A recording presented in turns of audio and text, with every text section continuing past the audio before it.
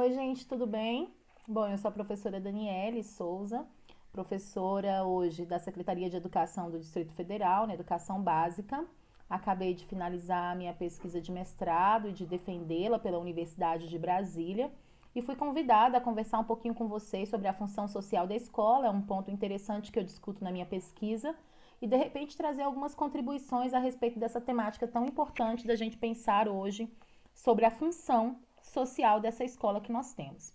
Então, já agradecendo ao convite do professor Fábio Oscar, eu inicio aqui com vocês, estudantes da Universidade Estadual do Goiás, essa conversa sobre a função social da escola. Bom, eu vou trazer pontos bem rápidos, né? Três pontos bem essenciais. Primeiro, eu gostaria de conversar com vocês sobre a função da escola. E aí eu vou tentar abordar um pouquinho do século XIX, século XX e o que a gente tem hoje. Depois eu gostaria de conversar um pouquinho com vocês sobre a função da escola na perspectiva crítica da educação. E depois eu gostaria de conversar um pouquinho com vocês sobre o que o professor Freitas traz para a gente, sobre os perigos que nós estamos pensando hoje, esse ataque à função social da escola em termos de políticas públicas, de levantamento de partidos políticos e de gestores políticos. Bom, então eu vou começar lendo um trecho do professor Roberto Algart, que eu gosto muito, do livro Escola e Desenvolvimento Humano, da cooptação política à consciência crítica. É um livro denso, vou mostrar aqui a capa para vocês. É um livro extremamente interessante para a gente entender algumas manobras no contexto em relação à função social da escola, tá? E aí ele traz o seguinte: a escola tem uma visão sobre o homem. No seu trabalho educacional, formalizado e estruturado, ela estabelece seus objetivos, considerando algumas proposições sobre o homem no mundo que ela própria assume como verdadeiras e como válidas. Quem é este homem para a escola? Qual é o papel que ele deve assumir na sociedade? Que formação ele necessita? Essas perguntas são necessárias para uma reflexão sobre as concepções que a escola possui e que funciona como sustentáculo ideológico e de justificação para sua obra educativa. Professor Roberto Algart, Escola e Desenvolvimento Humano, na página 49 e página 50. Bom, pessoal, e aí a gente começa a conversar um pouquinho sobre essa escola, né? Esse ajuntamento de pessoas que querem aprender e que a gente tem a escola com essa função. Então, só para dizer um pouquinho que nós aqui no Brasil, nós temos as influências da escola europeia e a gente tem as influências mais da escola portuguesa, né? Porque a gente tem aqui um primeiro momento no Brasil com os jesuítas em que se colocaram essa especificidade de ser uma organização de escola, né? Vamos dizer assim, mais formalizada e tratada pela Igreja Católica com uma intenção muito forte de catequização, com interesses muito bem definidos. E os jesuítas ficaram aqui por muitos anos e instituíram essa organização, né? Que a gente nem pode chamar exatamente de escola, mas instituíram essa organização. A gente tinha os colégios jesuítas e a gente tinha toda uma intenção. A gente teve o Ratio Studiorum, que foi a organização prescrita de como seria essa educação, vamos dizer assim, esse ensino, vamos dizer assim. E esse ensino, naquele momento, tinha um objetivo muito forte. Ele era privilegiado, elitista, selecionado para poucas pessoas, né? E aí a gente tem ali no final do século XIX, início do século XX, uma necessidade, né, do sistema, né, do Estado, vamos dizer assim, do Brasil, né, enquanto organização de Estado, que a população, que as pessoas tivessem um mínimo de instrução. E aí a gente tem esse mínimo de instrução, como ler, contar e escrever. E esses eram os objetivos da escola, mas não para que a população fosse emancipada ou que a população tivesse direitos de aprendizagem, mas porque o Estado precisava dessa força e precisava dessa compreensão e precisava dessa população que soubesse inicialmente essas três questões, porque a gente tinha ali um momento de máquinas, de industrialização, de manipulação de máquinas, nós tínhamos também, precisávamos de pessoas com mínimo de interpretação e de compreensão de coisas. Então, na verdade, o objetivo ele era muito mais econômico do que um objetivo de emancipação social, um objetivo de emancipação do sujeito, né? Então, a gente tem o século XIX marcado por reformas, por manifestos relacionados à educação e à função dessa escola. Então, percebam que a função da escola está ligada socialmente, economicamente, politicamente, a questões de determinação de interesses. Então, eu preciso pensar a função da escola, como o professor Roberto traz para a gente, respondendo aquelas perguntas, né? E aí, se eu for para um interesse mais neoliberal, eu vou ter algumas respostas. Se eu for para um interesse mais crítico, eu vou ter outras respostas, não é verdade? Se eu pegar o interesse da escola privada, eu tenho respostas. Se eu pegar o interesse da escola confessional, eu tenho respostas. E se eu pegar o conceito da escola pública, eu tenho outras respostas. Então, percebam que pensar a função da escola é pensar a quem interessa essa escola.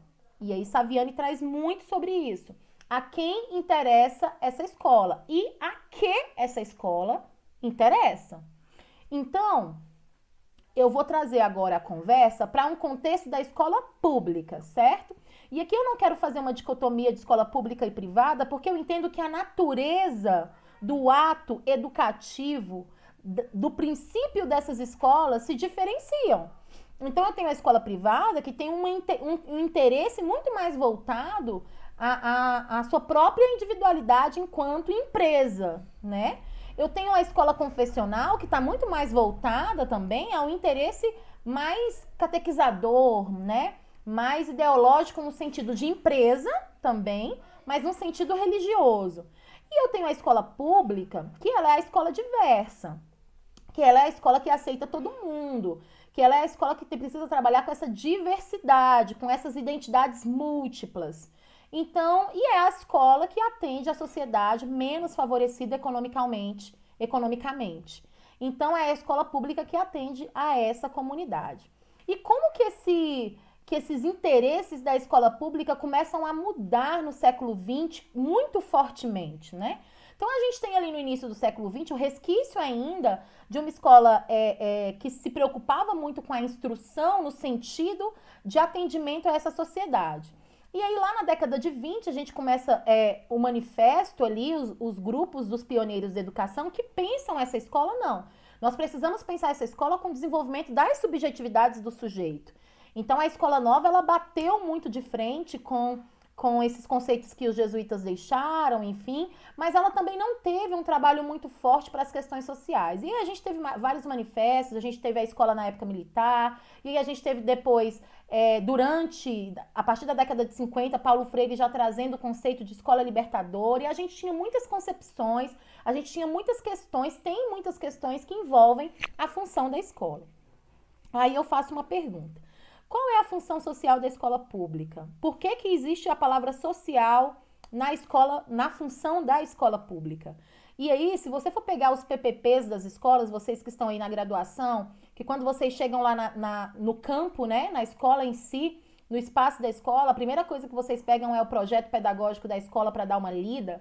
Naquele projeto, intencionalmente, precisa estar previsto qual a função dessa escola, não é verdade? Às vezes a gente tem ali os artigos da LDB muito fortes, dizendo que essa escola é democrática, que essa escola é diversa, que ela entende todas as pessoas com as suas questões. Só que na hora da prática em si pedagógica, a gente tem algumas contradições do escrito e do vivido.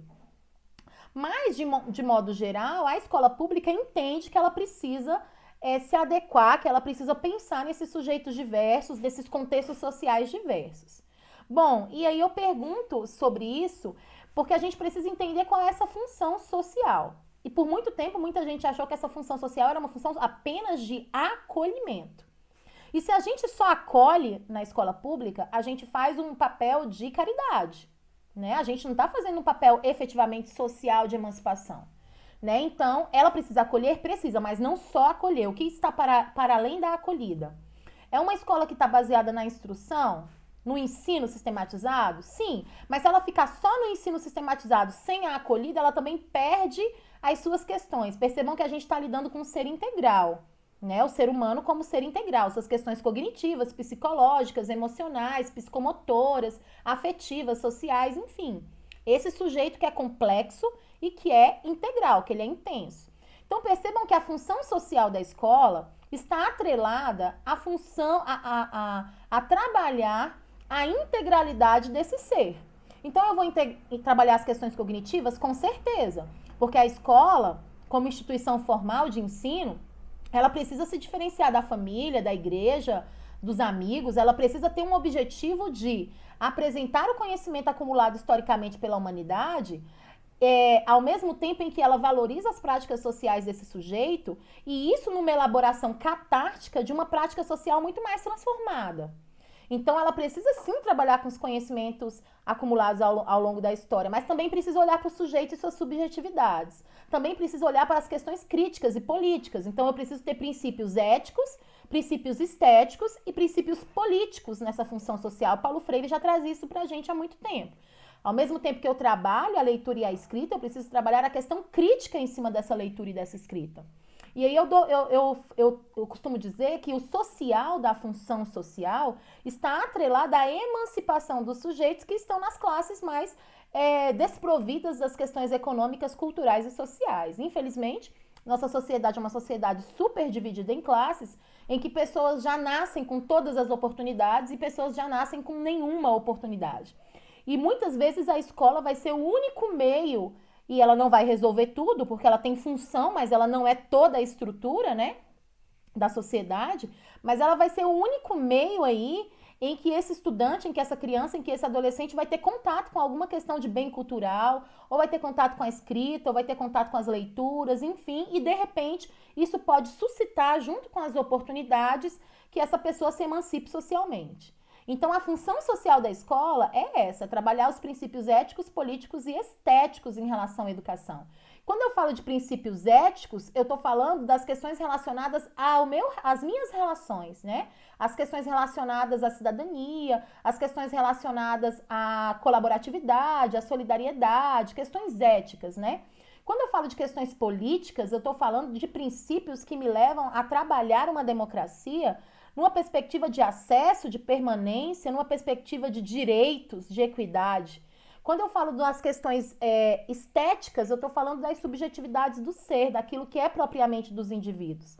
Então, percebam que é muito complexa essa função social da escola. Ela não é uma função em que você engessa toda uma estrutura de currículo, mas que você o tempo todo precisa conversar com os princípios dessa escola dentro de uma sociedade capitalista que luta contra uma sociedade capitalista, ou seja, um movimento completamente contra-hegemônico. E por isso é tão difícil exercer esse papel social de uma forma tão enfática, porque a escola pública ela está suscetível às influências do capitalismo. E aí é onde eu chego agora com Saviane e Newton Duarte, para a gente conversar um pouquinho que escola é essa, né? E Libânio também traz muito isso, né? A escola tem cumprido o seu papel? Ou a escola realmente tem contribuído com as desigualdades sociais, né? Ao mesmo tempo em que ela tenta apresentar ali as suas questões. Então, o Libânio, ele traz uma questão muito séria, que é a complexidade da educação nessa sociedade que a gente vive, né? E que a gente precisa, sim, trabalhar com os nossos números, com as nossas estatísticas, mas, para além disso, trabalhar com os nossos princípios e com os nossos objetivos. Então, qual é o interesse da escola? Fomentar o estudante, quando ele saia do ensino médio, para que ele seja uma mão de obra barata, tenha um subemprego e consiga sobreviver? Ou a função da escola é gerar nesse estudante uma perspectiva crítica da humanidade, ao mesmo tempo em que ele tem conhecimentos elaborados, para que ele se emancipe socialmente? Então, qual é a função da escola? Né? Em que extremo a gente está, ou que equilíbrio a gente está tentando trazer aí? E é por isso, gente, que o Freitas vem dizer que muitas pessoas querem se aproveitar da função da escola pública. Então, hoje a gente está vivendo, politicamente falando, um momento em que os empresários, né, os donos de institutos, né, os donos de marcas, eles estão querendo comprar a educação pública. Porque se sabe que a educação pública é um meio de difundir ideologias, né, no sentido de emancipação social. Então, percebam, se eu tenho uma instituição, uma função, uma escola pública privatizada, né, se a escola pública for privatizada, alguém vai ganhar esse cheque, concordam comigo? E essa pessoa que ganhar esse cheque vai trazer para a educação pública os seus interesses. Esse é o perigo que Freitas traz para a gente e que a gente está vivendo. Por exemplo, aqui no Distrito Federal, a gente está vivendo um momento de escolas públicas militarizadas. E aí, por que a gente precisa problematizar isso? Porque a escola pública, sendo ela diversa, plural, ela não pode, em momento nenhum, cercear direitos. Se eu militarizo a escola pública, eu dou para a escola pública uma característica militar. Ou seja, apenas pessoas que entendem essa característica e que gostam dessa característica e se submetem a elas vão poder ficar nessa escola. Eu já quebrei o princípio da diversidade na escola pública. Nós tivemos aqui no Distrito Federal uma escola a qual eu trabalhei que os estudantes fizeram um manifesto, porque tinham estudantes que ao entrar na escola, a escola foi militarizada, então a escola mudou sua essência. Então, a escola começou a dizer que o corte tinha que ser de um jeito, o cabelo dos meninos tinha que ser cortado de um jeito, que o cabelo das meninas tinha que ser cortado de outro jeito. Eu tô falando de questões estéticas, mas que tem a ver com as subjetividades dos seres. Imaginem vocês que um grupo afro da escola não queria cortar seus cabelos. E aí, como é que a gente faz com estudantes que têm uma identidade, que não querem cortar os seus cabelos e que se veem obrigados a cortar porque a escola foi militarizada? Porque a escola saiu de uma perspectiva pública de emancipação social e diversa e foi para uma escola de projetos militarizados. Então percebam que a gente está vivendo um momento político em que a escola pública está sendo muito atacada, no sentido de que ela não está gerando lucro sobre lucro para o país. Eu falo muito sobre isso. Existe uma questão assim, o menino que termina o ensino médio, ele deu prejuízo para o Estado, vamos dizer assim, porque o Estado investiu nele na educação básica, pagou professor, tô falando da escola pública, pagou professor, material didático e tal. Esse menino que terminou o ensino médio, ele é um menino em potencial para o Estado e para o mercado de trabalho. Suponha que esse menino não vá trabalhar, ele vai para a universidade, porque ele passou no vestibular e ele vai para a universidade pública. Percebam que o Estado vai continuar pagando para esse menino estudar e esse investimento do Estado, ele quer ver esse retorno em dinheiro. Então, é muito melhor que esse menino vá para o mercado de trabalho e tenha um subemprego e receba barato pela sua empregabilidade da sua mão de obra, né, pela sua criatividade, do que o Estado continuar pagando para ele. Então percebam que a gente está vivendo momentos de corte de bolsas, que a gente está vivendo momentos de que o Estado não quer investir.